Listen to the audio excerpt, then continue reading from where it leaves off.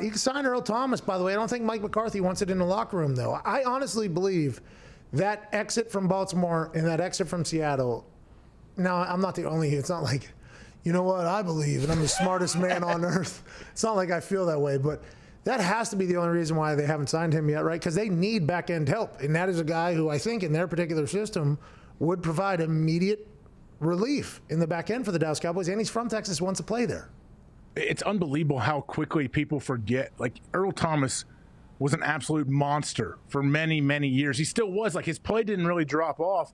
Yeah, he had a weird exit from Seattle, a weird exit from Baltimore, no question. But then all of a sudden, Earl's just on the streets, just hanging out, taking pictures and posting on Instagram about how he is ready, and no team wants him. Like, that's, I don't know. It's just crazy how the NFL works at times when you have a stud player like Earl, and now all of a sudden it's just like, all right, we're good. Like, everyone, oh, you're giving up 62 points a game, but you're good? You don't need another safety? Like, how does that work? It's very interesting because this is going to revolve around the word distraction. It is a very powerful word in the NFL. And once you get labeled as one, it's very difficult to shed the reputation of that.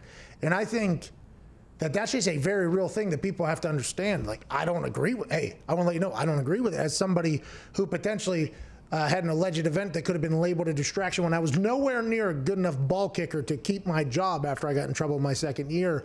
Like, it's just the way the NFL is. Like, if you get labeled a distraction or somebody that maybe isn't liked in the locker room, which is a big deal, or tough to be, like, GMs, everybody will run from that. Unless you're a super great team that has a great culture that's like, hey, he'll be able to come in here, fit in, mesh in well. And even then, once that label is put on you, there's almost nothing you can do about it. And it feels like Earl Thomas has landed himself right into that bucket at this point.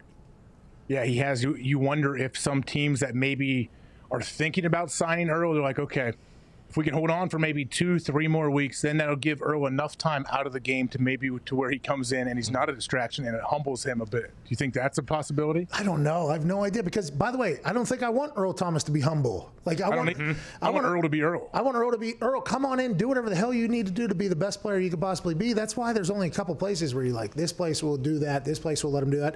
Seahawks, I thought, was a potential landing spot, but they bring in Jamal Adams or whatever. It's just like, it's very, very interesting. And nobody ever wants to talk about it. Everybody's like, well, they're doing this, they're doing this. It's like, as soon as you get labeled a distraction, it's on that board, and there's like your name, and then there's like a question mark next to it or something like that. It's like, that's going to be tough to get there. Be who you can afford to be. I thought Earl Thomas was a guy who'd maybe be given a shot to maybe fit it. Maybe Baltimore and Seattle just wasn't a good fit. You ever think that maybe a guy just didn't get along with somebody and maybe it exploded a little bit? That's possible. Like, hey, that now granted the offseason with the wife or ex-wife and that entire thing leading into that. There's a lot that could lead into the distraction label, but maybe it's just bad situations. The guy can play football, and if he can win games, I mean, I know a lot of people would be like, hey, guy's a ball hawk, though.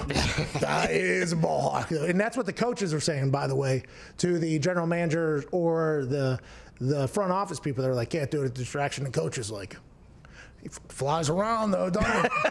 Flies around, that guy. Do you guys think that because the Cowboys have such a young secondary and Earl Thomas's problem was with young players in the Baltimore Ravens secondary, that they might try and stay away and just go with the guys they have? I'm not sure. You automatically become a leader in the room, though. As soon as you're a vet, been there, done that, everybody looks up to you. So maybe that's a conversation that they're having. I'm not 100% sure. Well, I'm sure, like, if you're at the Cowboys and you want to bring Earl Thomas in, you know you have to bring him in now with the whole COVID protocols a couple days early.